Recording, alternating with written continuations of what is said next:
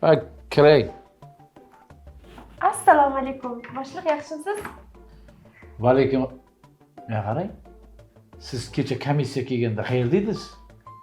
Kecha uyda mazam yo'q edi. Mazangiz yo'q edi? Siz faqat komissiya kelsa mazangiz bo'lmay qoladi, ha? Endi bilasiz, boshliq. Komissiyaga allergiyam bor. Nima qilay? Tavba. Bugun menga ruxsat bering. Pasportimni olishim kerak. Voy. Kecha pasportimni olib kelay deb javob so'radingiz. Men sizga ruxsat bergandim-ku.